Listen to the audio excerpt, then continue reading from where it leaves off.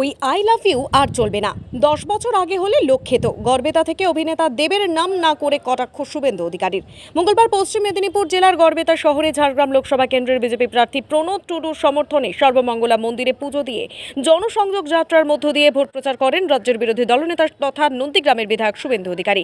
এদিন তিনি দেবের নাম না করে বলেন, ওই আই লাভ ইউ আর চলবে না। 10 বছর আগে হলে লক্ষ্যেত 10 বছরে 10-12 পার্লামেন্ট যায়নি, এবার 1 লক্ষ ভোটে হারবে। এদিন শুভেন্দুর এই জনসংযোগ যাত্রায় উপস্থিত ছিলেন বিজেপির একাধিক জেলা ও রাজ্য নেতৃত্ব। পাশাপাশি সন্দেশখালীর বিষয় নিয়ে ভাইপোকে নিশানা করে শুভেন্দু অধিকারী বলেন, ভাইপো খুঁচে ঘা বানিয়েছেন, এবার বোঝো ঠেলা। তবে ওই দিন কর্মী সমর্থকদের উচ্ছ্বাস ছিল চোখে পড়ার মতো।